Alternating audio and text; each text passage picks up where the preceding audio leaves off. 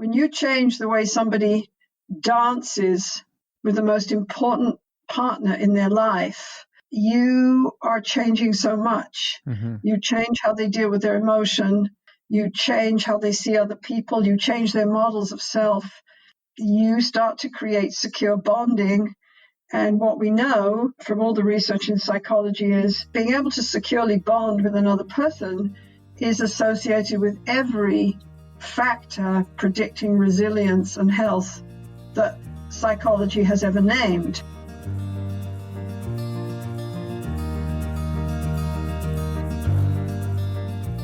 Welcome to the Mindspace podcast. I'm Joe Flanders. Thanks for joining me. I've been meaning to do an episode on relationships for a while now. And it's mostly because I'm increasingly convinced that more than any other aspect of our lives, relationships probably have the biggest impact on our overall health and well-being. In the end, I'm glad I waited until now, the week of Valentine's Day 2020, because I think I landed the perfect guest. Dr. Sue Johnson is an author, clinical psychologist, researcher, professor, and very popular public speaker. She's best known for developing emotionally focused couples therapy, which is a highly influential innovation in the field of couples therapy. EFT is based on the modern science of love and attachment, and its effectiveness is supported by an impressive body of research. As you'll hear, Sue is extremely knowledgeable and passionate about her work, so much so that I had some difficulty getting a word in edgewise for the first part of our conversation. But after she covered the basic principles of EFT, we eventually settled into some meaningful exchanges about the role of relationships in mental health, how therapists can help, and why she's convinced that improving people's relationships is the best way to change the world for the better. I'm proud to share that Mindspace has EFT couple therapists on staff, and you can visit our website for more information about them and how to set up an appointment. And if you'd like to stay up to date on the latest news on the podcast, please sign up for our newsletter at mindspacewellbeing.com/newsletter. And without any further delay, here's my conversation with Dr. Sue Johnson.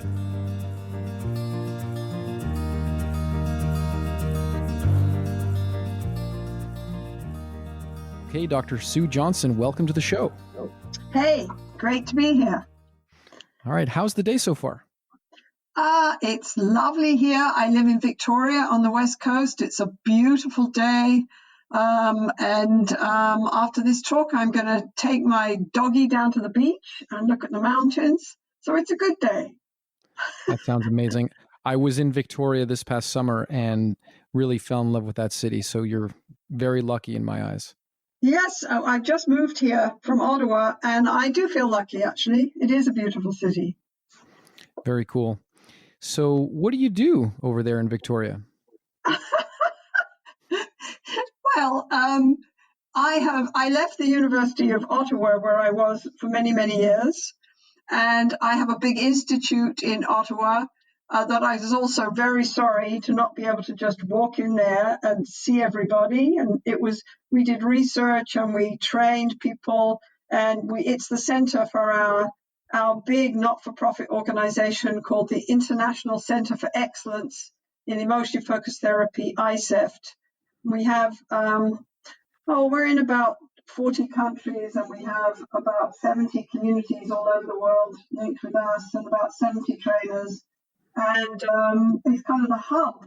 And I came to the West Coast, but it doesn't matter in this day and age. You know, you can do so much on the internet, but certainly since I've been here, things have just kept going. I put a new book out for mental health professionals in January, and that's been very interesting. And we're revising all our trainings all over the world. And so I'm still doing what I've always done. I'm writing. We're even doing a big research study in Ottawa, Victoria, and in Colorado, looking at EFT, which is really well known as a couple intervention and has, I think, really changed the field of couple therapy at this point. But we are looking at using EFT.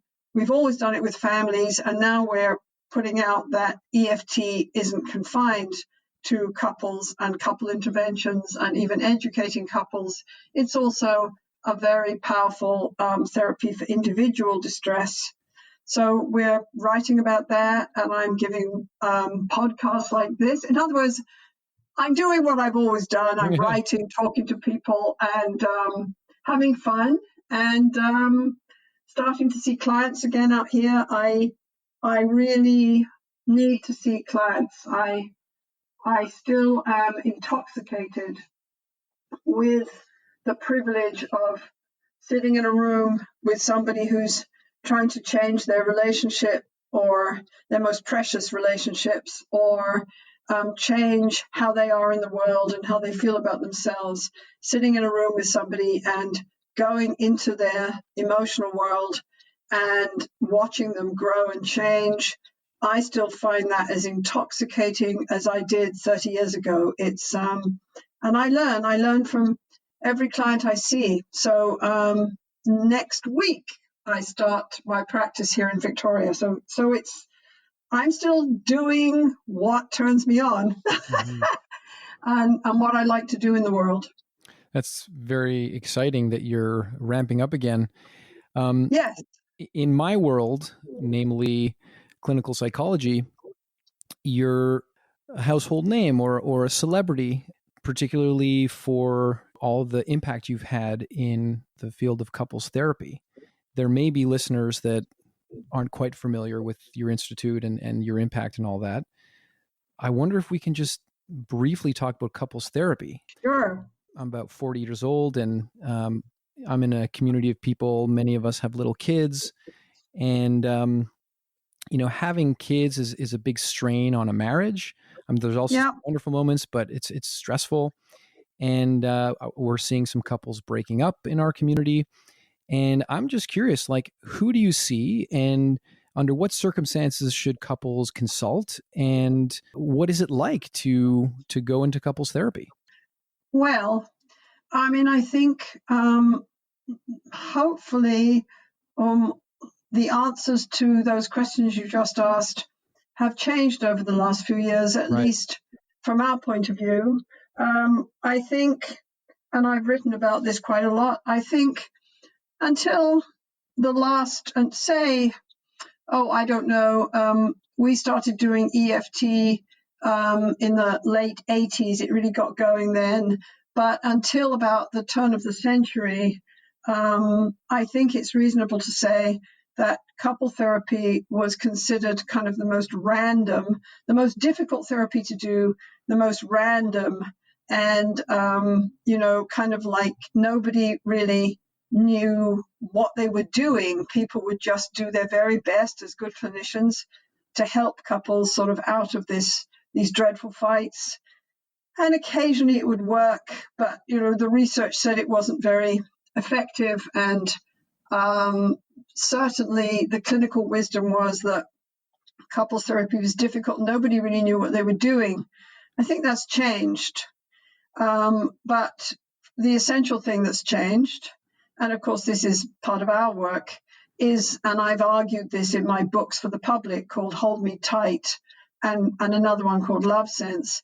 The essential thing that's changed is that you have to understand what the central problem is in relationships, and you have to have an understanding of love and loving, because that's what people want. They just don't want to make deals about the chores. They want to create a loving relationship. And we never had that. So it's like we would be going in helping couples, and everyone had a slightly different idea. All the different models of therapy had a slightly different idea, but we didn't actually know, what we were dealing with. So around the turn of the century, and I'm very proud that I think my work was part of this, basically the research started up on adult attachment and adult attachment theory. And from my point of view, that has given us a map to love and loving. For as long as civilization has been around, we've all agreed that romantic love is a mystery. It's random. You fall in, you fall out. It's probably got a best before date. It's mostly about sexuality and infatuation. And, every philosopher and every poet and everyone has kind of agreed about this. So it was quite revolutionary for my social psychological colleagues like Phil Shaver and for me to start standing up and saying, actually, that's not true anymore. We have a science of love, and that changes everything because we have a map. We know what goes wrong. And certainly after the last 20 years, I can stand up in front of people and say, we understand romantic love. We know why it's so important. We know what goes wrong. And what you understand, you can shape. We know how to put it right. And of course, that doesn't mean that we can help every relationship. Sometimes people have so damaged the trust between them and so damaged the bond between them that really there's no going back. And sometimes people come into therapy just to clarify that really they left a year ago, or they don't want to work on their relationship. But in general, if you have a map, if you understand the drama in front of you, you understand the powerful, powerful emotions, the music that's playing in the dance between the couple, then you can go in and focus down. You can be on target. You can know specifically what factors you have to focus on. For one thing, couple therapy for years and years and years just ignored emotion. Your emotion was considered part of the problem. Couples fought, so you tried to stop them fighting and tried to get them to be more reasonable or more skilled, use skill sequences in their communication, which of course only works when they're in therapy with you. It doesn't work when they're feeling vulnerable outside. They don't use those skill sequences. The evidence is teaching couples communication skills has no impact at all on their improved satisfaction in their relationship. So, but once you understand what's going on, then you can start to really make a difference in a very systematic way. And our research studies tell us that indeed we can do that. And not only that, but as attachment science has grown over the last 20 years, we understand exactly what this means for people. Attachment is basically the broadest, most profound, most empirically validated developmental theory of personality that psychology's ever come up with. But we still haven't really used it in clinical work, not from my point of view. And the thing that's special about it is that attachment theory and science doesn't take people out of context. It puts people squarely where they belong. It sees us as social bonding mammals. So it puts people in the context of their most important relationships, where they define themselves, they define the safety of their world. So the exciting thing for me is that as we've cracked the code of love and as we've created powerful interventions and shown that they can work, we've also understood that when attachment science says the biggest resource for us as human beings is our sense of connection with other people, we've really understood what that means. I'll give you a good example. There's no research in Canada for any couple interventions. There's no research in Canada for psychotherapy, period. But we just got an enormous grant. I can't remember exactly who. I believe it was the Canadian Heart and Stroke Foundation. We got an enormous grant with my colleagues in Ottawa, working with the Heart Institute in Ottawa, to show that the education program we developed that was based on my book, Hold Me Tight, to show that it can help couples where one person's had a cardiac event, one person has cardiac disease, and that it can help couples, both people stay out of depression, both people go through this transition, become a team where they both work on the health of the person who's had the heart attack so they don't have another heart attack, motivates the person to go to the gym, to take their meds, changes their attitude, and what we believe will result in less repeat heart attacks. So the medical community that's a good example of how the medical community are starting to understand that this theory of love, attachment theory, is a biological theory, and it's also a social theory, and it's the most amazing resource for us as psychologists. I definitely want to get into that, and I want to unpack a couple of things that you said. I also wanted to say that this was one of the more appealing aspects of your work that really turned me onto it, which is this notion that there is a science here, and there's a science indicating that your approach to couples therapy is effective, and Yeah, there's actually skillful and unskillful ways of responding as a therapist in these sessions. Like, you could be right and you can be wrong. And that's right. this is really quite interesting. And I got to tell you that I was seeing a man in my practice, and I ended up referring him to work with someone who's very well trained in emotion focused couples therapy. And he came back to see me after the couples therapy was done, and he says, "Joe, it's so strange. It's like I go there and I have to learn stuff, and it's structured, and like we get better, and I never thought that was out there. Like, thank you so much for that referral." So that was my experience, just speaking to what you said earlier about, maybe the whole field of couples therapy being a little bit of a mess or something. Like, this is maybe the prejudice that some people have, but it really is a different thing now. Yes, I think it is. And I mean, it's not magic. It didn't happen overnight. I and my colleagues on my wonderful research team and my wonderful institute, we're very good at building teams. We're attachment people. So we're very good at building safe teams. And it really is true that you can do things. If you have a powerful team, you can do almost anything. And we've worked very, very hard over the years. There's now over 20 positive outcome studies for emotionally focused therapy with couples.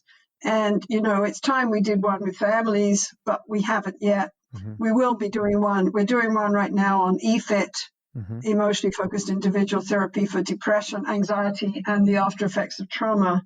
So, we're doing that, and we can do research.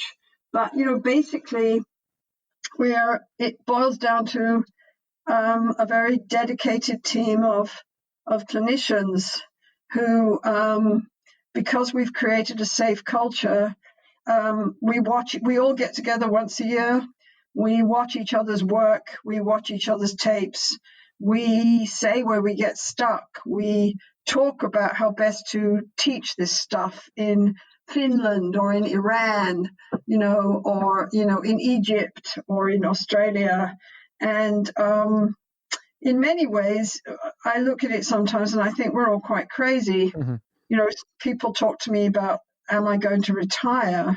For me, that's a very bizarre question because this stuff grabs you. It's evolving. We the Gottman Institute in the States, I'm friends with John Gottman, and he used to tell me that he would get $10 million research grants. And I would, as a Canadian academic, I would want to just weep, but it didn't matter in the end because we didn't do it with money and we did it with passion. And so I think we have made huge progress. And I guess I'd like clinicians to know that when you do good couple therapy, when you change the way somebody dances with the most important partner in their life, you are changing so much. Mm-hmm. You change how they deal with their emotion. You change how they engage with others when they're vulnerable. You change how they see other people. You change their models of self. You start to create secure bonding. And what we know from all the research in psychology is being able to securely bond with another person is associated with every factor predicting resilience and health that psychology has ever named, whereas emotional isolation and insecure attachment is a risk factor for every negative dysfunctional response that psychology has ever created. So Okay, so I think we've expanded the field of couple therapy in many ways, I wonder if we could just cover some of the basics so that the people that aren't familiar with the model can follow you in terms of the vocabulary you're using and some of these ideas. Maybe you can take us to the basics of attachment theory and how that informs emotion-focused couples therapy, and really what this model is that you've worked so hard and been so successful in implementing in couples therapy. Yeah. Well, first of all, I think it's important. One way of thinking about EFT and capturing it very fast is that EFT, you could think about EFT as a model, as a conversation.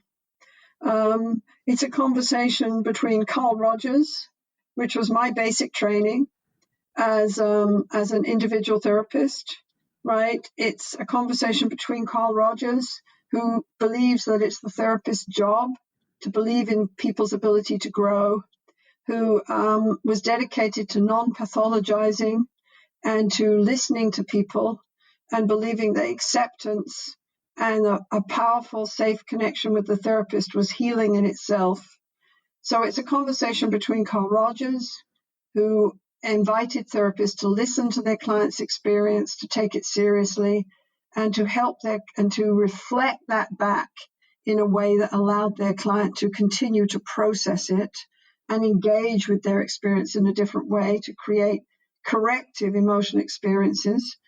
And then you've got Salvador Minuchin, who would come in and say, but you have to look at people in the context of relationships, and you have to look at the dance, the drama in people's relationships, and how those dramas take over people's lives and define them. And you have to find ways to understand these powerful feedback loops, that you see people caught in through their whole lives, where they almost create the interpersonal problems that they have. I shut down. My only way of dealing with my emotions is to shut down and shut you out. When I shut you out, I alarm you because you're a bonding mammal, and your brain is designed to be alarmed by the person you count on shutting you out.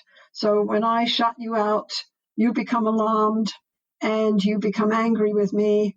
And then I hear everything I've ever been afraid of, which is you're going to reject me, I'm not good enough, so I shut down more.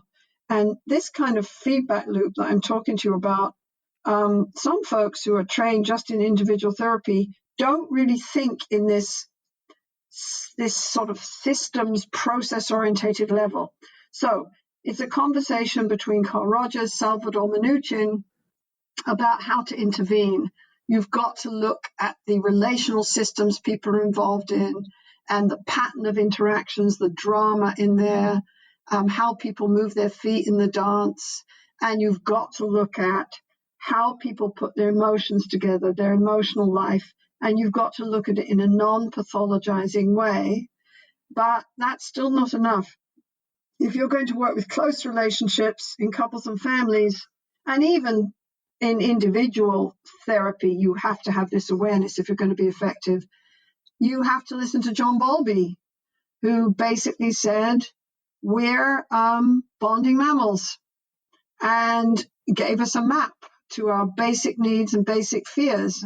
What he said, and this is being borne out now by so much science in our world, basically said emotional isolation is traumatizing for human beings and evokes pretty dysfunctional responses, because when you're afraid, your whole world narrows down, your response repertoire usually narrows down, your ability to explore and open up narrows down, and many of us then get completely stuck. So Bowlby said, we have to understand ourselves as bonding mammals and how these relationships with others are the keystone of our lives. They're as important to us as our next breath. So it's a conversation between Carl Rogers, who never met John Bowlby, but I think they would have liked each other very much. John Bowlby basically said that all the dysfunction you see, if you want to call it that, in your clients, all the places that people get stuck, are distortions of things that in other contexts would be perfectly reasonable, healthy responses. So I think Rogers would have agreed with that. Bowlby said that, when people are safe and feel safely connected, they are able to be expansive and learn and grow. And Bowlby would certainly have believed that, because he said people need safe haven, secure base relationships. They need safe haven people to go to with their vulnerability, will there receive comfort and reassurance and get their emotional balance, right? We give clients emotional balance in EFT. They need a secure, safe haven to go to, and they need their loved ones to offer them a secure base to go out from. And this is one of the places that attachment really hit a rock when it was being applied to adults, because the theory in psychology was that suddenly at the age of 12, you became an adult and you were suddenly going to be self-sufficient, which of course is complete rot. And but people said adults, if they're healthy, aren't needy. They don't need other people. And so they would dismiss the whole of attachment science. What we understand now is that as adults, there's something called constructive dependency, and that the strongest among us and the ones that are able to grow and change and be resilient can turn to other people in our own minds and also in our lives, and use those other people as a resource. And that's constructive dependency. So these ideas, this perspective has taken a while, but EFT, right from the very beginning, I did this big outcome study for my dissertation, and we got these amazing results. And to be honest, I didn't really understand why we got them. I knew it had something to do with emotion and helping people have new levels of emotional engagement, helping people open up to each other emotionally and move from painful disconnection. The cliche is that couples get in trouble because they fight. That's not true. All couples fight. The real fact of it is that distressed couples are in disconnection. It's the emotional abandonment and rejection, the disconnection, the fact the other person isn't safe, that destroys relationships. So, we got that. I got that from looking at hundreds of tapes of distressed couples and trying to figure out what the hell was going on. And we started changing the emotional music with the couple in order to change the dance. I did this sort of out of desperation, really. It wasn't like I knew what I was doing. I just wanted to help distressed couples. I got obsessed with it. And I couldn't find any interventions in the literature that seemed to work. People didn't want to learn communication skills. They didn't want to make deals with each other. They didn't want insight into their past. They wanted to change their partner's personality. Mm-hmm. So, I did it, and we got these amazing results, which we published in the Journal of Consulting and Clinical Psych, and got me a professorship at the University of Ottawa. But I didn't really understand why we got the results. And then in one of those epiphanies that you only read about in novels, I suddenly realized, oh my God, I'd been reading John Bowlby, something about families, and I suddenly realized, oh my God, we're helping them move from emotional disconnection into secure bonding. And John Bowlby wrote about this in Mothers and Infants 30 years ago. Oh my God, this is all about attachment. And so suddenly it was like the structure of everything became clear. People's emotional needs became clear, how I started to really understand that when you see an angry partner in front of you, most of the time, you're not seeing lack of communication skills or personality disorder or narcissism. You're seeing somebody who's incredibly desperate to be heard, to be connected with. And the more desperate they get, the more angry they become, the more absorbed they become in their emotion, the more they start hitting out at their partner. Once I understood that, once I had the map of given to me by attachment to people's basic misery and their basic motivations, it was like sitting on it. Suddenly I was pushing a bike uphill, and the next minute I'm on a fast motorbike, racing around a bend. Everything got clear, everything got exciting, and at the same time as this happened, my wonderful colleagues in social psychology and developmental psychology were Jeff Simpson, for example, in the States, Phil Shaver, Mario Michelanza from Israel. They started pumping out all this research. So EFT developed from clinical work with couples, mostly with couples, but also with families. But it also developed in tandem with this whole understanding about attachment. And one of the key things about attachment science is it says that the three factors that define the quality of your most intimate relationships are emotional accessibility, responsiveness, and engagement. And the simplest way to talk about EFT is that what we do in EFT is we help people get their emotional balance and look at the dance that they're caught in that leaves them both alone and desperate, feeling rejected and abandoned. We help them see that. We help them get their balance. And then we help them turn towards each other and gradually take risks, talk about their fears and needs, move towards what we call a hold me tight conversation in a way that increases their mutual openness, accessibility, responsiveness, and engagement. We help them create a secure bond, and that secure bond grows their relationship, it grows their resilience, and it grows them as people. All the old cliches about how love grows people are completely true. I'm giving you long answers. You can tell me to stop, Joe. I just get caught up in it, but I can just tell me to stop and say, Sue, be shorter. Okay. Okay. I mean, I'm loving what I'm hearing. So, all right then. Okay. Maybe I'll jump in if I want to kind of unpack something Sure. specific that you said. So I'd love to hear you talk about these sort of patterns of disconnection that happen. I believe you call it the tango. And Yes. maybe you can just give us some examples of the tango. Sure. Well, patterns of disconnection in couples in our society, the most popular show in town is that one person starts to tune into the fact that there's emotional disconnection. They're asking the question, are you there for me?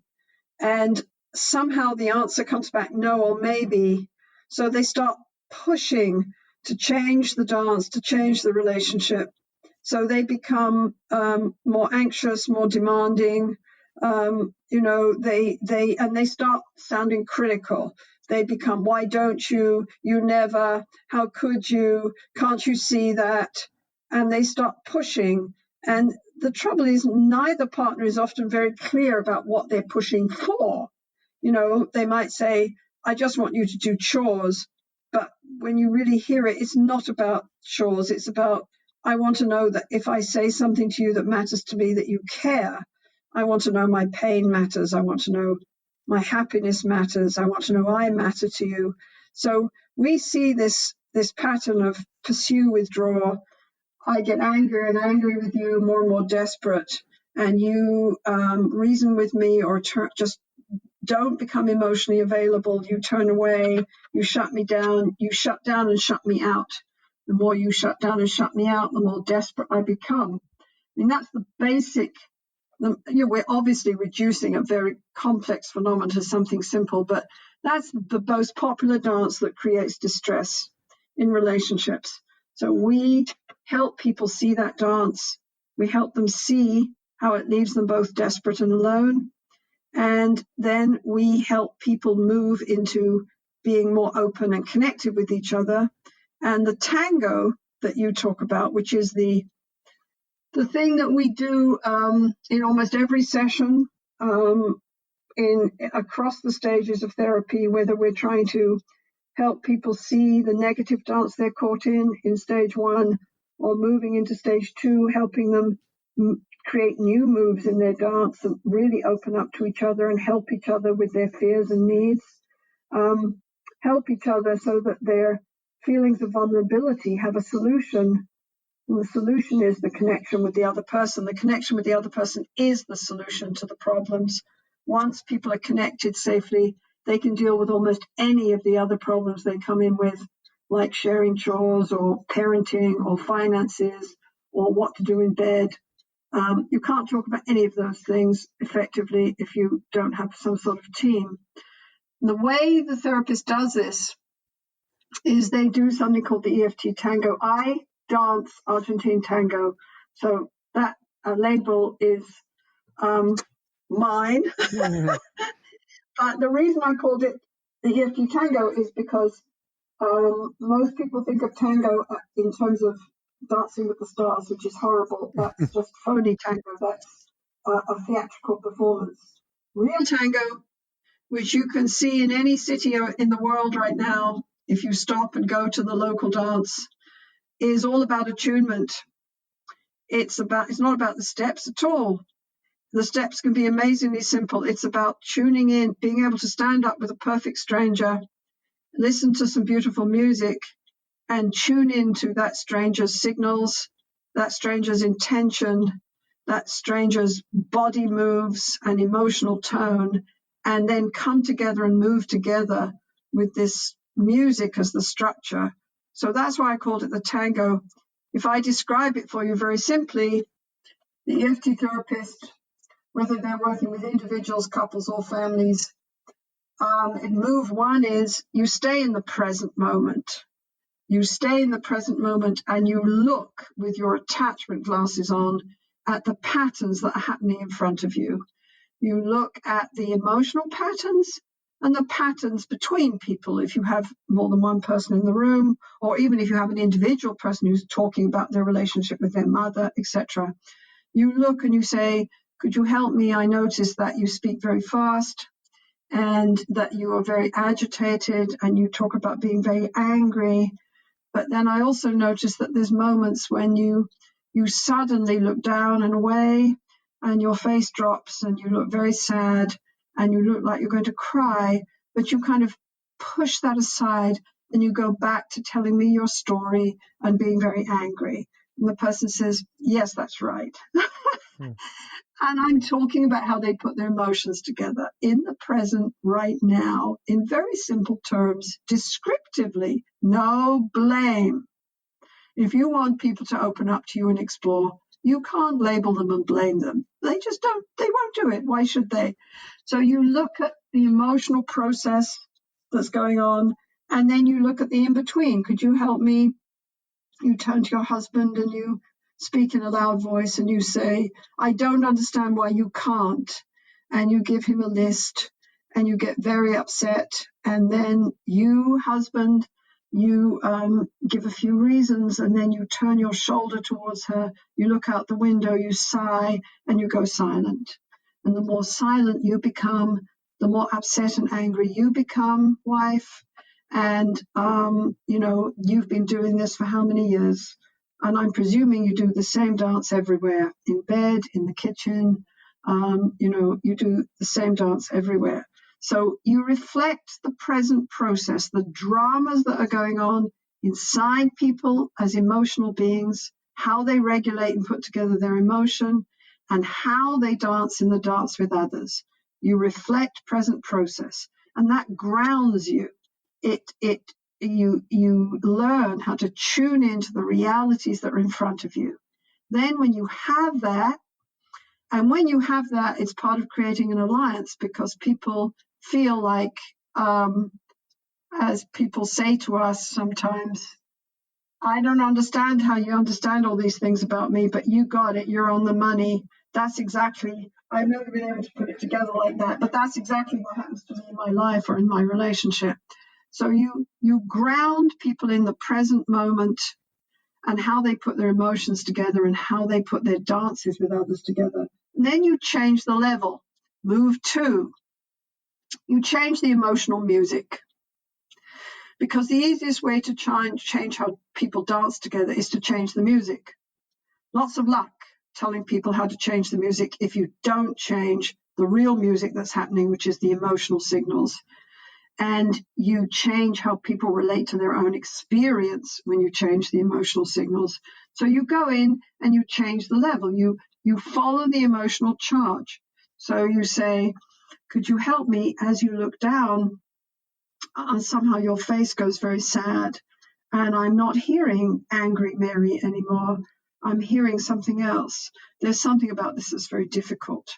And we teach you in EFT how to do this very systematically indeed. We call it assembling emotion. We teach you how to go in and literally help people put together and make sense of their emotional life in the present, in the session. And we help them stay with that. And so Mary, rather than talk about how angry she is and how deficient her husband is, begins to talk about how lonely she feels. And she also starts to talk about how she's always been lonely, and she's always been scared that nobody will want her. And she thought her husband was an exception to that. And now she feels that maybe nobody does want her. Maybe there's even something wrong with her. And she's so lonely. So she lashes out at him. So Mary starts to change her level of emotional engagement with her own experience. And she starts to go into that. And I'm with her. We work with people in EFT. We don't do things to people. And the key to change is new experience, not new explanations. So I'm with her. So I stay there, and I'm slow and soft and specific. You cannot work with emotion if you don't go slow, soft, and specific. Emotion isn't irrational at all. What it is fast. And so to help people really make sense of it, you have to slow it down and you have to make them feel safe. So I'll stay with her. I'll talk about her loneliness. I'll talk about her pain. And then when she is in it, I evoke that emotion and I order it at the same time. Then when she is in it, I go to move 3 of the tango. I go to move 3 and I turn back into her interpersonal world. And I say, Mary, could you turn and tell your husband, please, right here, right now? I do show you my anger, but what I don't show you is how lonely I feel and how scared I am that somehow you don't want me and that maybe no one wants me. That's so painful.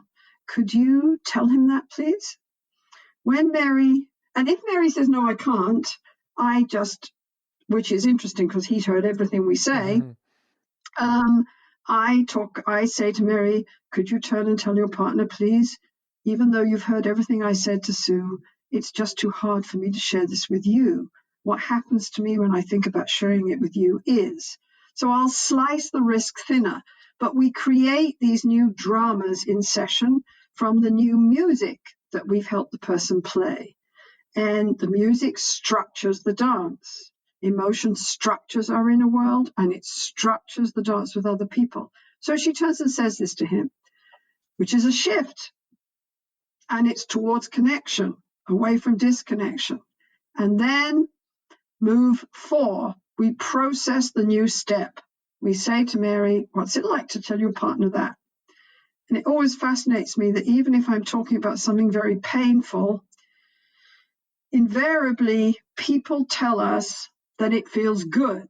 It feels good to be able to say it in a clear, specific way, in a safe environment, so that they can kind of define their experience and feel and nail it down. Things that are specific are no longer terrifying to us. We can handle specificity and clarity. Right? We can't handle catastrophizing, right?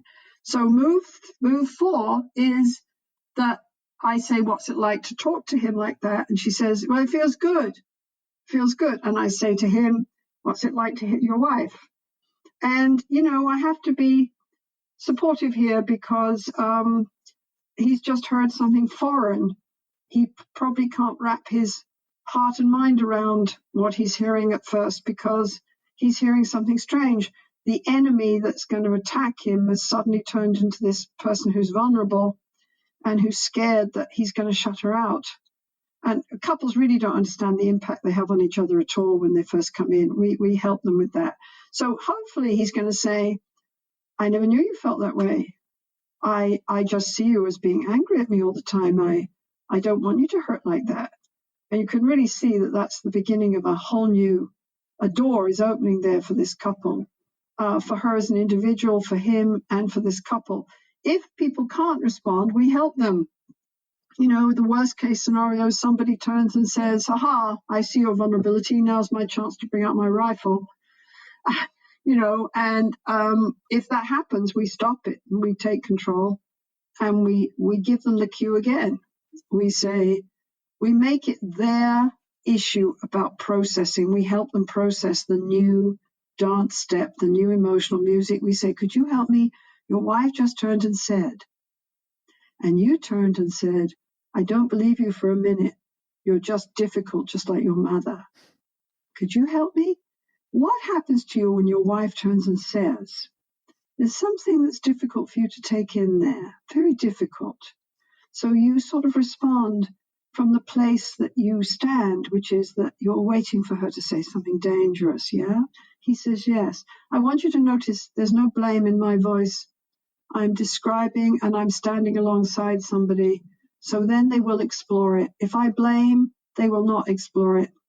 So, and I do this again. I might run the cue past him about 4 times so his brain starts to look at it as something that isn't quite so alien. And then I help him say, could you help me? It's almost like you're saying, I don't know how to take that in right now. For so long, I've seen you as just angry at me. I don't quite know how to hear what you just said. Is that what you're saying? He says, yes. So I've changed.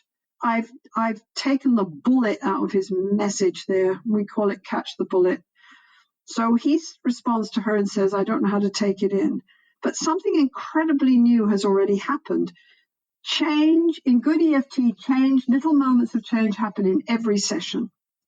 And so, and then what you do is move 5 of the tango, you celebrate what I just said. You basically give people the message, oh, look what happened here. You just did some incredible change. My goodness, you are competent. You do know how to do this. You can make sense of relationships. You're competent. You're worthy. You're able to talk about your emotions coherently. You're able to send new signals to your partner. You're getting the message from the therapist that this all makes sense. Wow, look at this. So our dropout rate in EFT from experienced therapists is minuscule. It is in our sessions too. And I know that it's because of this, that people experience constant moments of change. You know, and of course people get stuck, and then the therapist says we're stuck here, right? And we can work with that pretty competently. And we know where people get stuck after 30 years of this work too.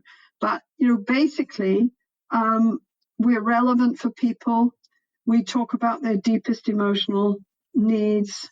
We have a direction, so they feel that we know we can take them home, right? We know what home looks like. We know what a healthy relationship looks like. We understand their distress. And in these moments of change, we validate them. We tell them, look at you. You grew right here. Look at you. You did something new. Look at that. Isn't that amazing? So the process of therapy, even though it's hard work, becomes rewarding. And we do that tango sequence, that macro sequence, again and again and again. So it grounds the therapist.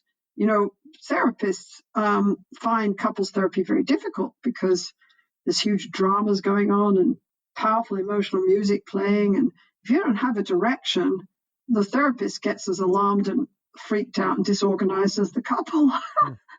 So, you know, the structure of EFT, ironically, it's a very in-tuned, flexible therapy that follows the client and then leads the client.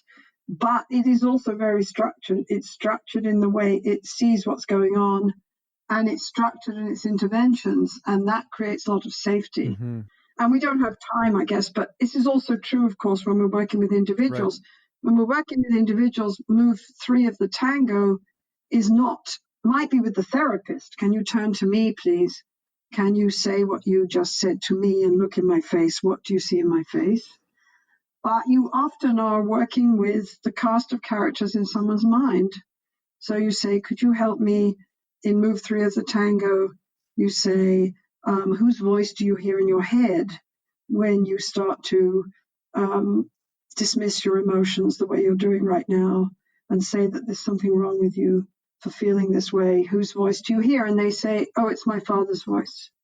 And then so in move 3 of the tango, rather than asking them to interact with their partner or with a family member, I'll say, could you close your eyes? And can you imagine your father sitting in front of you? What does he look like? What's his voice like? Can you see him? How old are you? And they'll say, can you tell your father? Can you tell your father, I don't know how to listen to my feelings because you always told me they don't matter. You always told me to smarten up and that I was never good enough. So now I don't know how to just listen to my feelings. Could you tell your father that? And people change it. You're directive, but you're also flexible. They change it and they start to have a core, almost existential conversation with their father, one they've never had. And this changes. Irvin Yalom, who's a great psychotherapist, who I had the pleasure of interviewing a couple of years ago, said that any good therapist, whether they're doing individual, couple, or family, has to get to know the cast of characters in their clients' heads, because this cast of characters, we turn to them for support to deal with vulnerability. We turn to them for knowing who we are, So we do the EFT Tango all through EFT.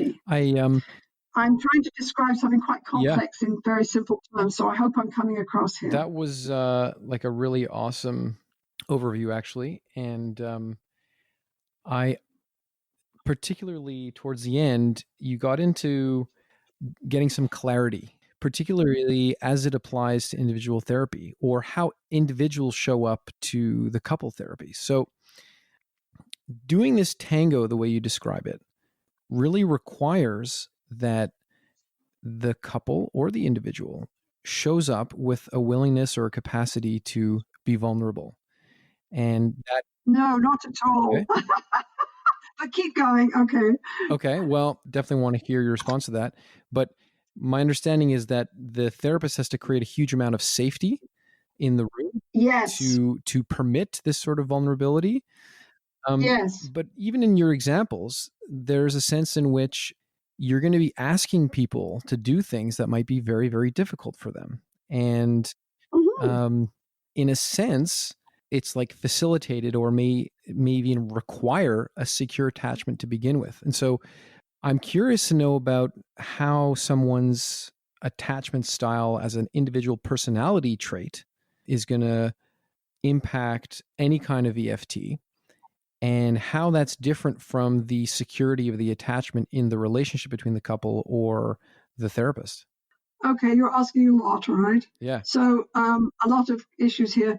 First of all, I want you to understand that particularly in couple therapy, we understand we have behind us the most powerful motivation known to man, which is, especially when we know how to turn it on, which is the motivation is the longing to be connected to another human being and to not be alone in your life.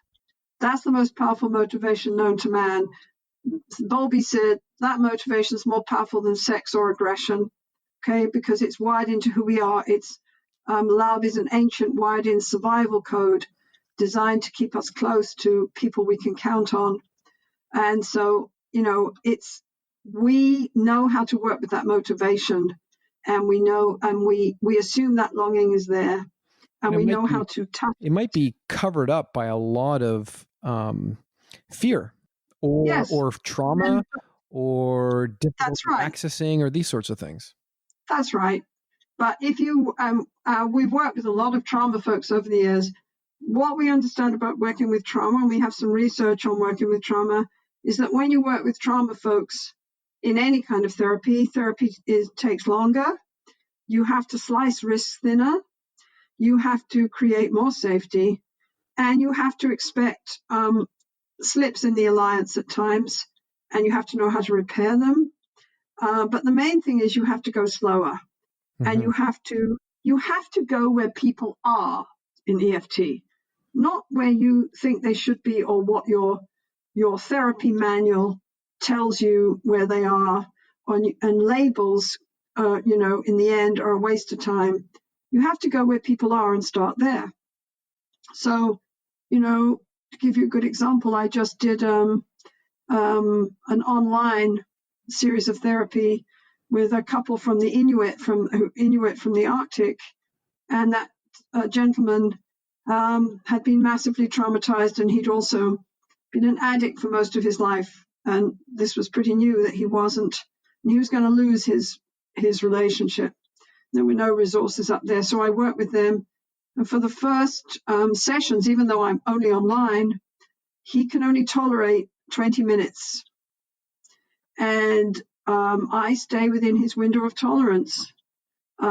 So I watch his face. This is why it's all about attunement. I watch his face. I listen to his voice, and I go with his emotion for maybe 20 seconds. And then I stop and I tell a story, which is really all about him, and he knows that. I'll say, oh, somehow this reminds me of a client who, or I'll talk about me, and I'll say, yes, how difficult it is. I find it difficult. We all find it difficult. Or I'll turn to his partner, and I'll stay within his window of tolerance. And I'll also tell him, this is so hard for you. You have such courage. I'll validate him, and I'll say, and you tell me when this is too difficult or when it's overwhelming. How can I help you with that? So I'll address the process all the time. I'll stay with the person.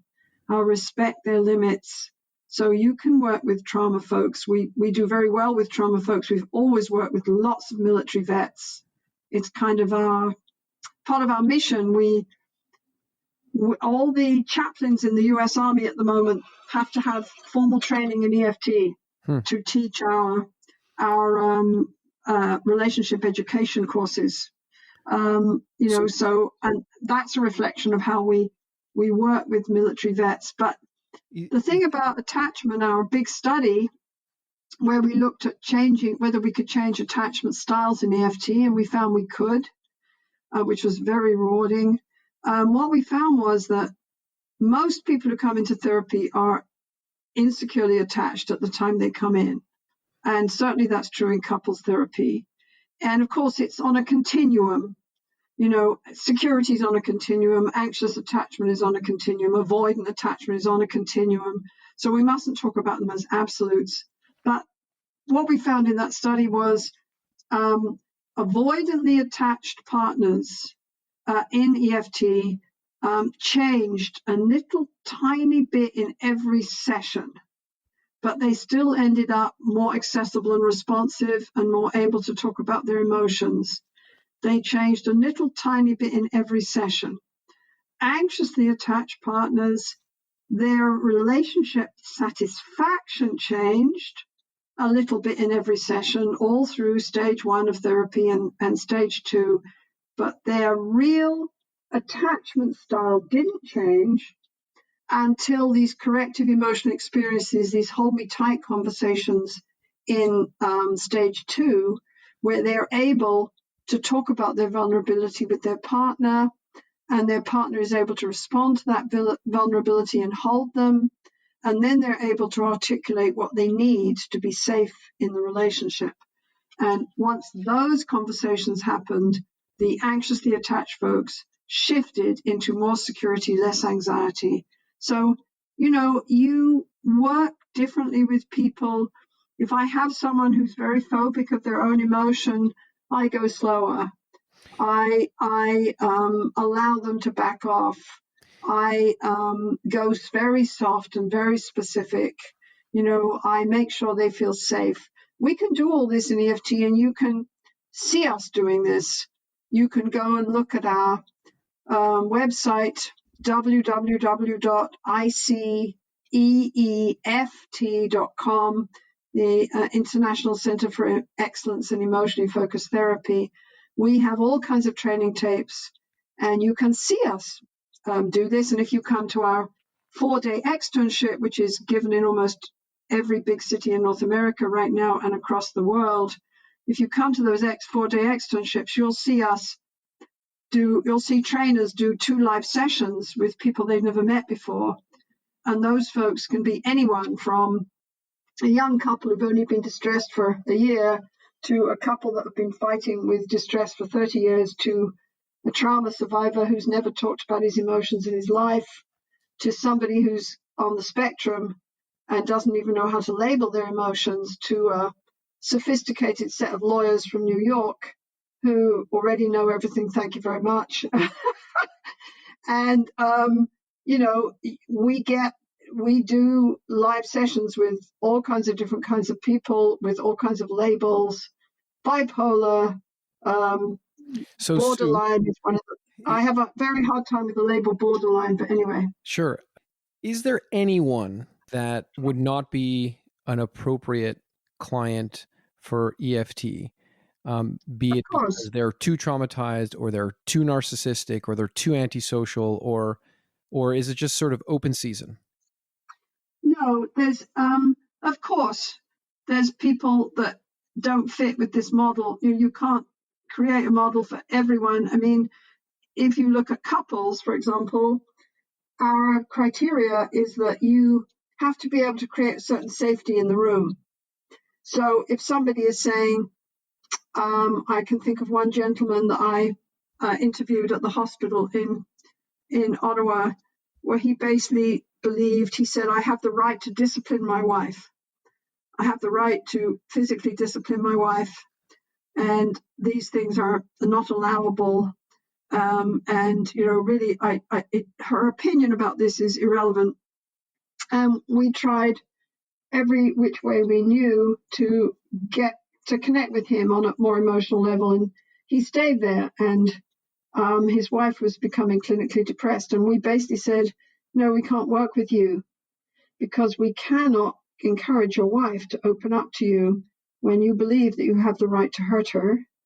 We can't do that. And we're very sorry about that because we want you to have a look at the fact that it leaves you completely alone in this relationship.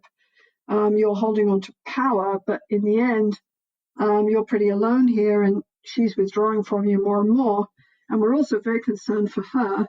So we wouldn't work with that couple. We won't work with a gentleman came in who said, well, you can call it addiction if you like, but I'm very rich and I like heroin. And I'm not interested in anything about this. And we said, no, we won't work with you in EFT because you can't be present with your partner and you always put heroin first. So she's never the main show in town for you. And we can't see that it's safe for her to open up or rely on you. So we're not going to do EFT with you. So, we wouldn't do EFT with a family where there was violence going on that's going to undermine anything that we do. You have to be able to create certain safety.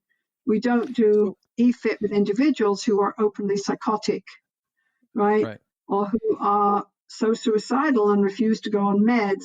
We'll have to work with other mental health professionals and get some safety there before we would do that. It's a tricky because some of the labels, I'm an experiential humanistic therapist. Labels aren't my favorite thing. I just go in and be with people in the present moment in their process of putting themselves together and their lives together and their relationships together. But so labels, we rely on our own assessments of what we see in the room. Obviously I know how to use assessment instruments because I've done all these research studies, but we don't really, like narcissistic, for example. I have trouble with that one because everyone's narcissistic when they're fighting for their life, everyone is narcissistic. The most empathic therapist in the world, if they suddenly have their most enormous existential fear come up and hit them in the head, their main task is to regulate their own emotion. And they certainly can't take their brain and start having empathy for the person sitting beside them. They're not going to make it. So everyone's narcissistic then. I think in my whole clinical practice, I can honestly say that, and in all the supervision I've done a lot of supervision. I remember one man that I would call narcissistic. And even then, from our point of view, he had very good reasons for being completely obsessed with himself. But, we worked with him and his wife in couple therapy, and we grew him. Now, we helped him grow. He didn't grow to the level that some other people might have grown. He'd had a very, very disastrous personal history, but we don't go much with labels. But of course, you have to be able to create certain safety in the session. You have to be able to interact with somebody. You can't do that with an active schizophrenic. We don't see actively addicted people in couple therapy because we say, you're having a love affair with your addiction, and your addiction will always come first here.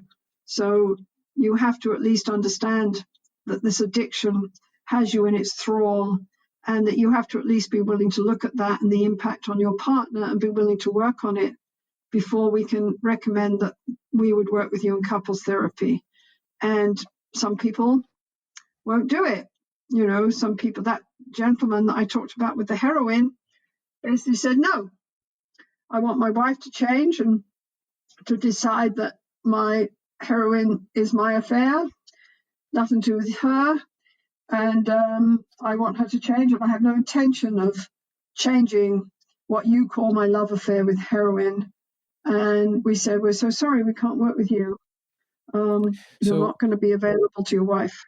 One of the things that I find interesting about the application of these principles into individual therapy is that, and again, assuming I'm understanding the model correctly, if someone presents at a clinic or in a private practice or whatever with something we would traditionally think of as an individual person's problem, like an anxiety disorder or a mood disorder or something like that, the assumption, as far as I understand, is that in EFT, you're going to use the therapeutic relationship as a sort of mechanism of action to help create this sort of security and this empowerment for them to overcome these challenges on their own. Sometimes. The point is, you do use you, and the therapist in EFT is very authentic and genuinely engaged. It's a different kind of therapeutic relationship than lots of other therapeutic relationships. We talk about therapeutic relationship as a general variable in psychotherapy, but it isn't at all, because it interacts with how you intervene with people, and an EFT alliance is not the same as a lot of other kinds of alliances you would see. So you do use the relationship, and it's a very particular kind of relationship where you are accessible, responsive, and engaged with your client. And some therapists find that challenging, and some therapists find it exhilarating. But you're also accessing people's images and connection with their attachment figures in individual therapy. So, for example, I don't know if this is relevant actually, but I remember a recent session where I remember a man telling me a story about his child and how he saw himself doing the same thing to his child as his father had done to him, which was dismissing his fear and leaving him alone at just the moment he needed help. And he saw himself doing the same thing to his child, and he was able to catch himself and turn back to his child and comfort him. So I then said, so could you help me when we were talking about you feeling vulnerable right now, can you imagine that the part of you that knew how to comfort your child, let's call it the daddy part of you, that some part of you knew how to comfort your child, even though you didn't get it as a child. Can you close your eyes? What would that good daddy part of you say to the vulnerable part of you that just a few minutes ago was saying there's no solution and there must be something wrong with me to feel like this? How would you comfort? How would that strong part of you that turned back to your child and held him, how would you hold this soft part of you that is in so much pain? So you'll use a part, you'll use their instinctual, if you like, the bit that comes out as a parent to a part of self. Or you say, can you remember anyone in your life who gave you what you needed? And somebody who's been massively traumatized with their family closes their eyes and they start to smile and they say, Uncle Sam. Uncle Sam came just on Saturdays for about 2 years when I was about 9, and Uncle Sam liked me. And you say, can you see Uncle Sam? And he says, yes. I say, tell me about Uncle Sam. And they put their hand up in the air and they say, I was little and I used to put my hand up into the sky and Uncle Sam's hand would come down from the sky and it was big. And he'd hold my hand, and all the while my hand was in his, I felt safe. And he'd take me to the sweet store and he'd buy me sweeties because I was special to him. And he'd tell me stories. And I remember him. And I say, yes, that's right. That feeling of being safe to Uncle Sam, you were special to him. Yes? She says, yes. I say, you were special to him. Yeah, you were special. And I stay with that experience. And she uses the image of Uncle Sam as a resource. She imagines herself talking to Uncle Sam and what Uncle Sam would say. So we use what is more powerful than any therapeutic relationship. We use the power of the person's attachment relationships, either as they've changed in couple therapy or as people access them in individual therapy. We use that resource to help people shift and find their emotional balance. Okay, so that makes a lot of sense, except that that's an example where a client's coming in with a relational problem. And what I'm asking about is if someone is... No, actually, the gentleman who came in wasn't coming in with a relational problem. He's coming in with anxiety attacks and depression. But anyway, keep going. Okay, so were the anxiety attacks and depression, was the content related to that relational issue that you described, or did that sort of come out later? It's always related to an emotional issue because you're a bonding social human being. No, not emotional, relational. No, he was actually came in talking about how he'd lost his job and this was because, and he'd become depressed because he knew that there was something wrong with him. But then when you start talking about how does he know there's something wrong with him, he starts talking about the fact that, well, his marriage is falling apart and he doesn't know how to be a dad. And he's decided there is something wrong with him. And his wife's telling him there's something wrong with him. And she's probably right. And she'd probably be happier without him. Yeah. Perfect. What, to me, the crux of the issue here that I'd like to get into is the statement that all of these issues that present are relational. Yes. And I'm very curious about that. Because you're relational. Many approaches to psychotherapy involve teaching people to self-regulate. Yes. And so I'm very curious to get your take on, well, are all these approaches less effective or useless? And like, no, they're not. Well, I teach people a lot of meditation as a self-regulatory skill. I find it quite powerful for myself and clients and stuff like that. And believe me, one of the things that I've come to understand through my meditation practice and working clinically in this context is just how impactful relationships are and well-being in general. But I do think that people can learn self-regulatory skills, and that sometimes those skills are, I'm wondering if those skills are even important to build upon to be able to have access to, or to have the capacity to do the tango or to approach relational problems in an open-minded way that they're open to vulnerability. So I'm just curious to see how you address that. I think if you read, especially the book I just wrote that came out in January, you'd get the answer to that. But the I bottom have read line, the book, yeah. but I'd like you to, and actually, if you're really interested in what you're talking about, you should read a man called Jim Cohn, Coan, who is a neuroscientist who looks at hand holding, people holding hands with each other in fMRI machines. And I did an fMRI study with him, which you can find on my website. All my research is on the ICEEFT website.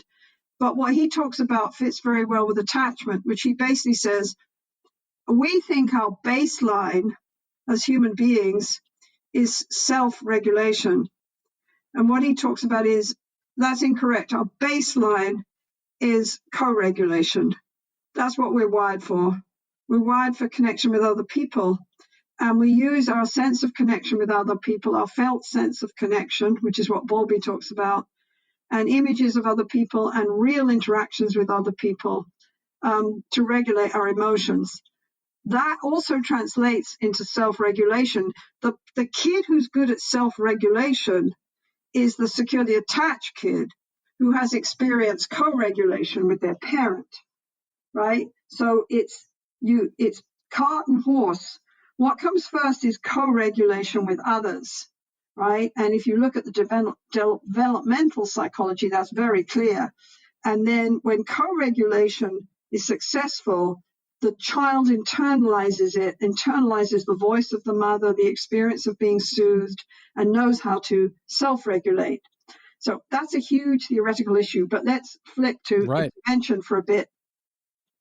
There's nothing wrong with teaching people meditation. There's nothing wrong with teaching people, self-regulation skills. I think what we need to acknowledge, what I'd like psychology to acknowledge, is that they have limits. And in the end, they often fail. And what Cohn talks about is first of all, they're hard work. And they demand a lot of attention and a lot of focus. And for some people, that's very difficult indeed. And that what Cohn talks about is that it's very hard work to always feel that you have to self-regulate, and you literally run out of glucose because your emotions are incredibly strong and have existential significance. And so self-regulation yes, of course, it's useful to help people self-regulate, but it's not enough, and it's not the main show in town. And it's the people with secure attachment who are good at self-regulation, and there's research on that. Not the people. But what about the person, let's say, who's single and doesn't have an attachment bond in their life? Let's say one person, maybe they try to spread it around a little bit. And part of the problem is that it's difficult for them. Let's say they're relatively insecurely attached and they have to work through certain obstacles that they face to being open and vulnerable in relationships. And they do a lot of work on themselves to get to the point where they could then open up into a relationship in this way. Yeah, that's what we do in ICEEFT. We help them look at how they engage with others. We help them look and understand what's going on with them. Right. We help them get their emotional balance. We help them look at the expectations they have of others in the light of their developmental history. I mean, we do that in ICEEFT. Right. So some of that happens through the therapeutic relationship, but some of it can be skill development, that the person goes home and they practice cognitive restructuring or diffusing from unhelpful thoughts or mindfulness of difficult experiences, and they develop the skill to then engage with the world in a more open and vulnerable way, and then they're more open to being in good relationships. I think we're going down the rabbit hole here. Yeah. But it depends what you mean by skill. I mean, from my point of view, psychology's fallen in love with, we need to help a lot of people very fast. And so we've fallen in love with skill development. The point is, lots of times people can't use the skills that we teach them because they're not tied into their emotional world. They're not tied into their affect. And so they can only use them when they don't really need them. Communication skills in couples is a very good example. you can teach couples communication skills. The point is that when they really need them, when they're very vulnerable, they can't use them. Right. You talk So, about the primal panic, right? Which I think is a very useful yeah, construct here. yeah, and the research says that, teaching people skills, communication skills, doesn't work. It doesn't change their relationship satisfaction. And couples will tell you very clearly, we need to listen to our clients. Couples will tell you very clearly that, yes, they can use these skills in the session and that they can learn them, but they don't use them with their partner, and they especially don't use them in the moments that matter. So,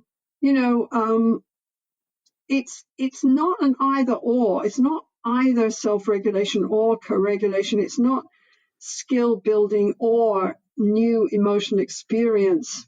It's not either or. It's like we need all these things. Right. I think, though, from my point of view, in psychology, because we are so hard pressed to help so many people and, et cetera, that from my point of view, we've moved away from staying with emotion and helping people grow on an emotional level into quick coping mechanisms and skill building and more superficial ways of dealing. But of course, I would think that because I'm an experiential humanistic therapist.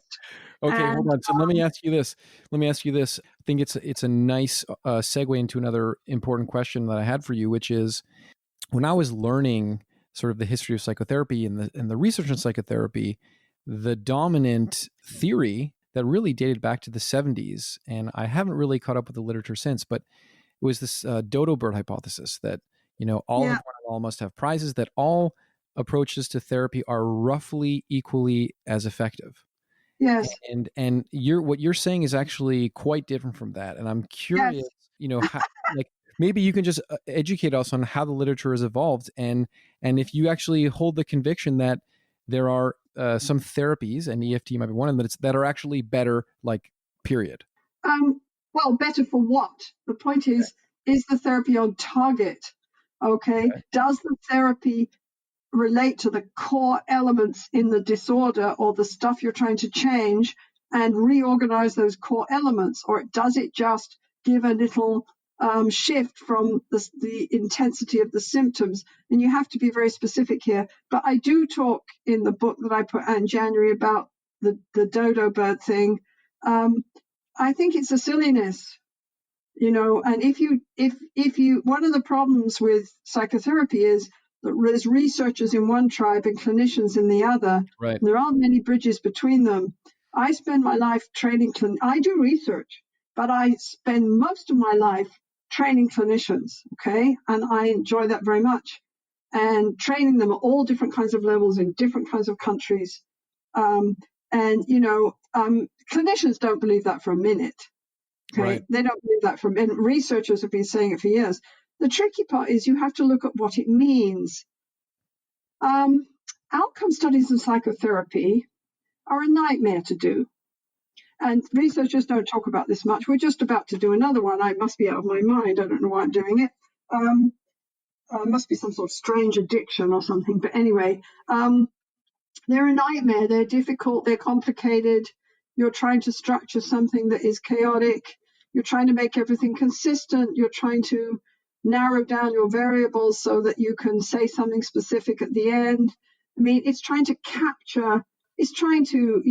put a whole bunch of wild rabbits in a bag. It's pretty difficult.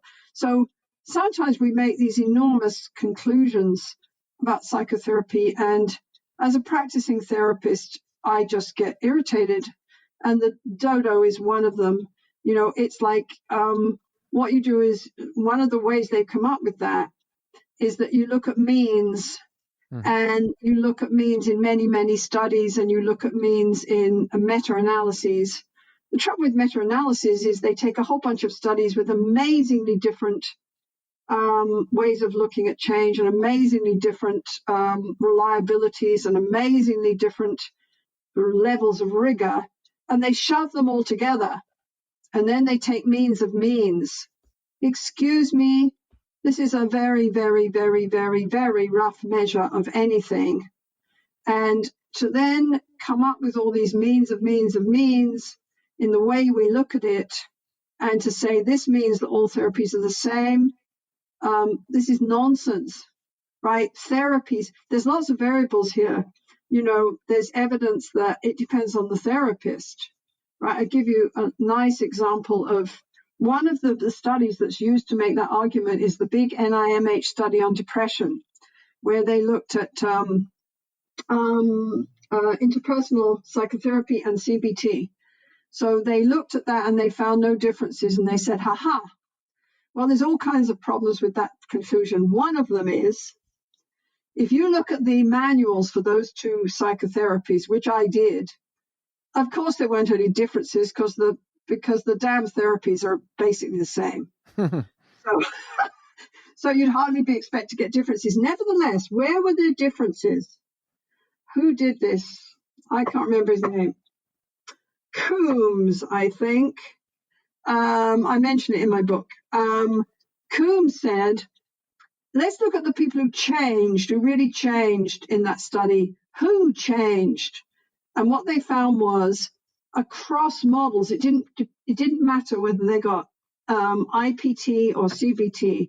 Across models, and this had a lot to do with the therapist, across models, it was the clients who went deeper into their emotions who changed.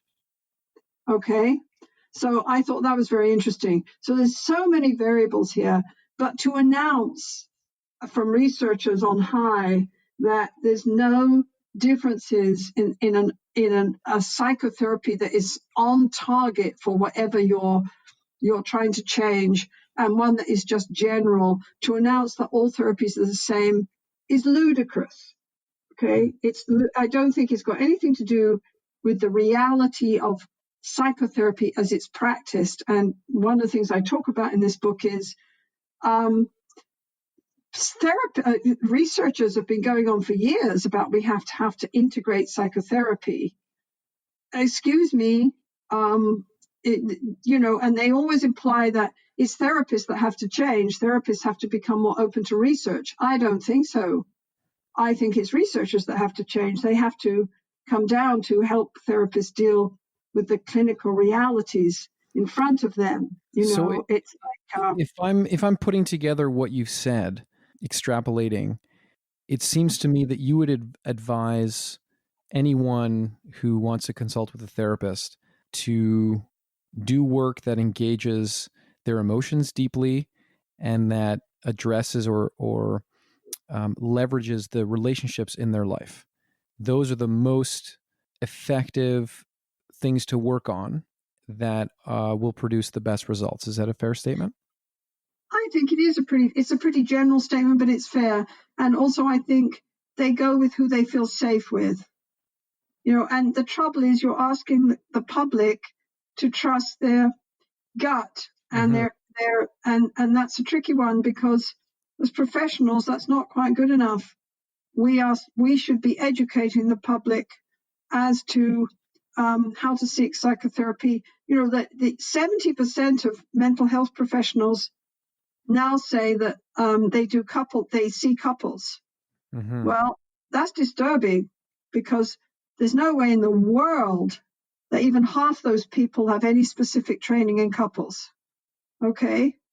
And that's disturbing, and people will say, well, I don't really need specific training. I know how to sit and talk to people, and couples therapy is just sitting and talking to people. No, it's not. First of all, you have to have a model of relationships. You've got an implicit one. What the hell is it? And you're using it in this therapy, and you can be off target and you can do amazing damage. So, it's what I talk about in my book is that we need a way of integrating and ordering the field of psychotherapy. And right. I'm totally biased, but my view is that the only way to do that is even possible right now is to base psychotherapy on attachment science. Right. So this is very interesting, because to come back to something you said earlier, the general public, I think, as you say, is sort of reaching out with some sense of urgency to make whatever difficulty go away as quickly as possible. Yes. And that makes them attracted to tools and strategies and the new the new thing that everyone's talking about. People are not seeking out an attachment bond in a therapist. And I see this very interesting when therapists start at my clinic.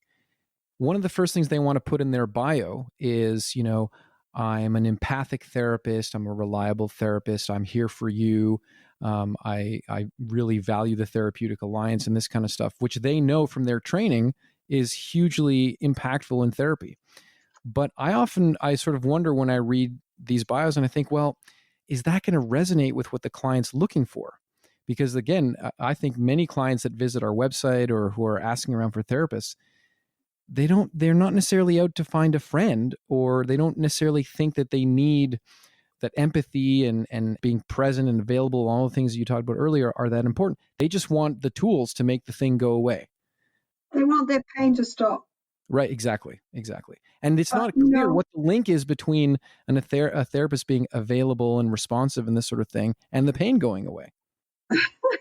Well, then it's up to the therapist to be able to talk to the client about what they're doing and why in a way that makes sense to that client and helps that client see that this therapy is going to be relevant. Sure. And actually that's a lot to do with empathy, because, I think if you talk to most clients who are working with an experienced EFT therapist, they do feel that the stuff is relevant to them. I don't think we haven't ever had huge feedback from people that this is somehow obtuse or goes in a different direction. We go straight to people's pain, straight to people's fear. And sure. I think my comment was just that I agree with you about the state of the marketplace, if you want, and that there is a lack of education about the importance of working with emotion and of having a certain kind of relationship with a therapist, that those are extremely important variables. I think many people aren't aware of that. And I think we've actually, I hope this isn't true, but my sense is that we've gone backwards in Canadian training. I think we've actually moved away from teaching therapists how to connect with their clients and how to start where their client is, how to validate that where their client is right now makes sense before they start asking their client to move anywhere. We've let go of a lot of that in terms of teaching more and more formal courses, doing enormous theses. When the person is never going to do research again once they get out of graduate school, we've put more and more loads on clinical psychology students, and we basically decided we don't have time to teach basic attunement skills, basic skills in how to be with people. And I think that's very unfortunate. So what we let go of, what we let go of, other disciplines then pick up, and there's lots and lots of folks that I know who won't seek out a clinical psychologist in Canada because they expect to be given tests or to be told, how to change their dysfunctional thoughts and do an exercise at home. They do want somebody to listen to them, so they will seek out a registered social worker, or they will go and see somebody generally called a psychotherapist, and there's nothing wrong with that. I mean, there's more and more misery in the world to go round. We have all we can do. We're all busy as hell. But, on one level. On the other hand, as a psychologist, I feel like we're missing the boat somehow. We need to teach our students how to connect with people when they're most desperate and they're most disorganized. If I can perhaps self-promote here for a second, or plug my bias, I do think that because I train students in my clinic, and they all get training in mindfulness meditation, and one of the things that does is just make people much more attuned to their own and other people's emotions, and they become much more interpersonally sensitive. So I believe that. I just want to say something about that, because I think we're running out of time here. Yeah, we are. Mindfulness is is interesting. There's a book by Germer, Mm-hmm. Germer, who talks Fritz about Germer, yeah. mindfulness and psychotherapy. What Mm-hmm. he basically points out, which I found fascinating and hits me, right, is that he acknowledges that experiential therapists have been doing mindfulness for years. Mm. If you take John Kabat-Zinn's definition of mindfulness, and you put it up against what Carl Rogers believed a therapist should do, they're exactly the same. Right. An EFT therapist, calms a client down, stays with that client, encourages the client to tune into their present experience and accept that experience without judgments and without exiting from the experience, and stay with that experience and explore it and taste it and see where it goes, and at the same time, as you do this, you're able to do this with more and more balance, and you realize that the experience can change and grow, and that actually you are creating that experience on some level, and that empowers you then to, as it occurs, you can construct it differently. I mean, Right. That's a good example of what an EFT therapist does. That's a good definition, John Kabat-Zinn's definition of mindfulness. Obviously, they're not totally the same, but, Right. it's an interesting one because mindfulness is now sort of used in 1,000 different ways, Yeah. and so, but I just thought that was an interesting connection. Sure. And interestingly, there's this strange coming together of a group of mindfulness oriented therapists and a group of EFT therapists that is growing at Mindspace at my clinic. And I think it's not strange at all. I think it's great. We just find this so incredibly interesting and rich, and and we're having a great time with it. So maybe let me just throw in one more question, if you have another couple of minutes, then we can wrap it up. Is that okay? Sure. Okay.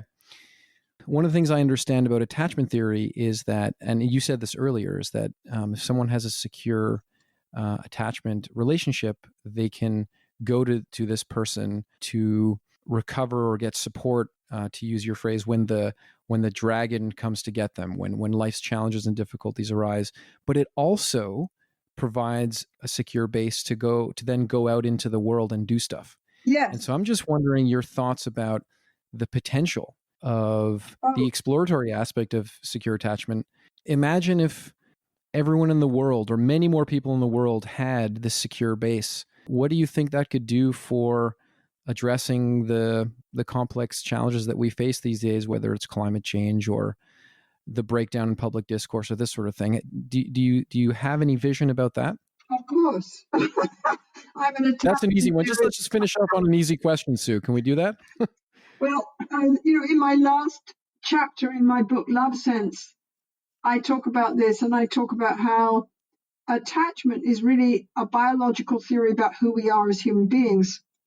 And if you want to create something called civilization, which I'm not sure we've done yet, but if you want to create something called civilization, your best bet is to understand who we are and our most basic needs and what we need to grow and be balanced and open and effective as human beings. And for example, attachment has enormous implications for the education of children, has enormous implications for how we need to help people become better, more attuned parents. Mm-hmm. We should be helping people, enormous implications for how we should be supporting families. The best investment in the future is to help people parent better, to create secure families, to create secure children who have balance and resilience and can work together and collaborate and look at the world's problems, right? I mean, that's a very general, and it sounds like a cliche, but I'll give you some concrete examples. My colleague Mario Michelanza in Israel was asked by the Israeli army, everyone in Israel has to go into military service, and many people have horrible breakdowns in the military training, which is quite serious and quite savage in Israel. So the army asked him, how can you stop these people having breakdowns and so make our soldiers more effective and make the state more secure, etc., etc.? And he went and he looked at the leaders, and he found that securely attached leaders created, when they did this basic training, they created better teams, better cohesion. The better teams created soldiers who were more competent, better soldiers, had less breakdowns, were more effective, could use group problem solving. They were more effective on every level. So Mario Mikolas is looking at a huge organization called the Israeli Army and saying, hey, you can improve this. I have a colleague in Washington, D.C., who started to teach all kinds of CEOs all over the US about how you've got to have managers who create secure, secure space for their employees, a secure base, and the cost of a antagonistic, power tripping, critical manager is significant for any organization. It first of all, it completely discourages employee emotional engagement. So you can look at it from the point of view of industry, you can look at it from the point of view of government, you can look at it in all kinds of levels here. But absolutely, it's like the biggest resource we have as human beings is our ability to connect with others and to join together as a team, to coordinate, to read each other's intentions. And basically, we're treating that as irrelevant. We don't educate for it in our schools. There's very few programs that focus on emotional development and relational development in schools. We don't. Well, I tell you what. One of the things we've done, which we don't know how to sell things. Everyone's got a place where they're not so good, and we suck at marketing. Okay, but basically. And from a sort of all kinds of levels, this is a stupid thing to do. But we took the Hold Me Tight book, and it's translated into about 6 different relationship education programs now. One of them I talked about in the hospital, which is Healing Hearts Together. Okay, and we took it and we've done all kinds of things with it. But we've also put it online, www.holdmetightonline.com, because we said to ourselves, oh my God, can you imagine? If all the young couples getting married, or if people had this easy online course that they could go and improve their relationship, think of what difference it would make. Trouble is, we live in a capitalist society, so nobody knows about it, and we're not very good at tacky marketing, so nobody's buying it. But this kind of thing, there should be online. I would like Justin Trudeau to, I've said this on other podcasts, I'm going to keep saying it. I would like Justin Trudeau to ask me to donate our Hold Me Tight online program to Canada and put it up online so that any couple in Canada who wanted to learn about how to have a good relationship that would translate into a more stable family would be able to go online and do, I can't remember how many hours it is, a systematic, fun 12-hour program together in the privacy of their home. I think governments should be investing in that, and it's cost effective. It will change. If we're more connected in our society, depression will go down, anxiety will go down, we'll be more effective at problem solving. I mean, if you look at the impact of secure attachment on people and how it grows people, it's absolutely mind-boggling, as a variable. Then you say to yourself, why the hell? We found this thing. I was just going to ask you that. Why has it been under the radar for so long, given the magnitude of the effect sizes in the sort of personality literature? Because people weren't ready for it. Because we are, North America in particular is based on individualism. Right. Because look at our movies, superheroes, they don't count on any. Oh, the interesting thing is they've started to count on each other. I thought that was interesting. But anyway, until recently, superheroes, the idea is you're self-sufficient, you count on you, and anything else is a weakness. We have clients say to us all the time, well, I can't talk about that because he or she will see me as weak and needy and immature, and they won't want to be with me. So we have these mindsets about who we are as human beings, and attachment is a revolutionary approach. And believe me, when I used to stand up and talk about it not that long ago, maybe end of the 90s, people would walk out of the room. And then I talk about how therapy had to go to the emotional level, and the half of the people that were still there after I talked about attachment would leave. So, Yeah. but I'm a feisty little thing in the end, so I just kept talking about it. I thought, I don't care, I'm going to talk about it. So but I think people weren't ready for it, and now I think they are starting to be, because of a horrible reason. I think it's a horrible reason. But the reason, I think, is because we are slowly starting to realize, just like we're starting to realize that there's something called climate change, we're slowly starting to realize that we're building societies that have nothing to do with who we are. We're building societies where people are lonelier and lonelier, and it's killing us, to the point where the UK has a minister of loneliness, to the point where the World Health Organization is talking about how depression is going to be the biggest problem in the world by some time soon, and I think that we've they're talking reached that time, no? almost, I think, yes. And also that a key issue here is lonely. More and more people live alone. I think I put it in Love Sense. I can't remember the exact stats. I think it's 1/3 of people in the US say they have no one to confide in at all. This is like taking fish out of water and suggesting that the fish function at a very high level. It's not going to work. We are social bonding human beings. Our brains and nervous system are basically designed to function in small groups of about 130 people for our lives, and to count on those people, and to know that if we call, people will come. And now the world has evolved. It hasn't evolved, we've evolved it, and we live in more and more isolated lives. And that is going to be an issue whether we like it or not. It's interesting.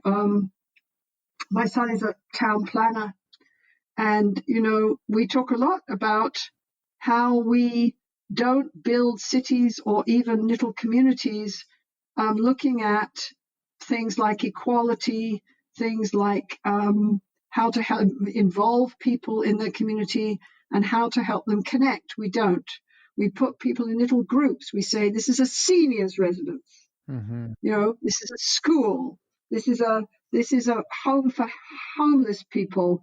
And we don't look at, how to connect that. I must admit, some of my prejudice here, or my bias, or whatever you want to call it, is I grew up in an English pub. And an English pub was really a community centre, and everyone cared for each other in that pub. So when somebody had a flashback from their experience in the war, all the other men would come in and hold that man while he cried and take him in the back room, and my mother would take him soup and put her hands on his shoulders, and everyone in the community would connect. And when the old gentleman came in who was lonely, and every night he came in and he said the same thing to everybody in the pub, nobody said, "You're boring," or walked away. They all answered him, and they bought him a pint, and they included him in their jokes, and they made sure that Jim felt included in the. So we are losing this awareness of ourselves as social beings. It's very fascinating. I've just come to the West Coast, and the first few months here, I came here when I first came to Canada, and I had forgotten, living in the East, the very focused, task-orientated East for 30 years. I'd forgotten that when you come to the West Coast, people expect you to look them in the eye and say hi. People expect you to connect. People expect you to talk to them. And I said to my husband the other day, living in Victoria, I feel like if I fell down in the street in Victoria, I'd be killed in the crush of people coming to help me. Whereas if I fell down in the street in a big city in the East, people would ignore me, at least for the first little while, or in some of the big cities that I've been in the world, they'd actually step over me. because they're too busy. Well, Sue, you just upped the ante for me. We got to get you to come to Montreal. I don't want you to fall down in the street, but there is a warmth and a sense of community here that I think is unique in North America. That's great. And hopefully there will be a moment where we can get you across the continent and maybe talking to some of our people in our community here and get your sense of what the community atmosphere is like here. Would you be up for that at some point?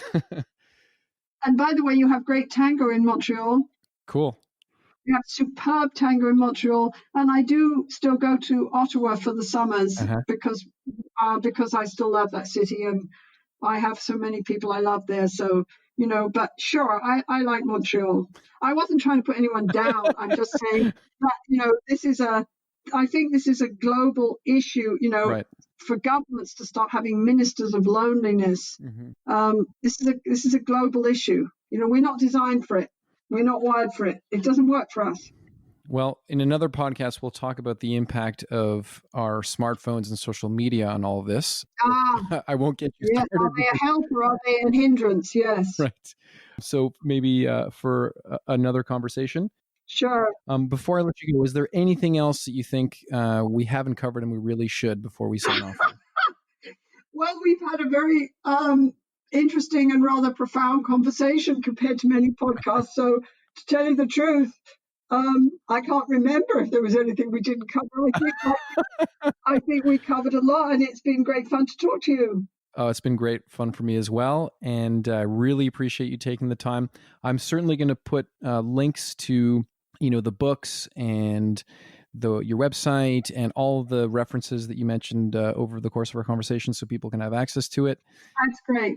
Again, thank you so much. And if you want, I'll put, if you send it to me, I'll put this out on my listservs too. That would be awesome. Okay. So thanks again, Sue. Wish you a wonderful weekend and take care. Thank you so much. Take care of you. Bye-bye now. Bye-bye. Thanks for listening to the Mindspace podcast. I hope it was inspiring. If you feel the world could use a little more Mindspace, please consider supporting the podcast.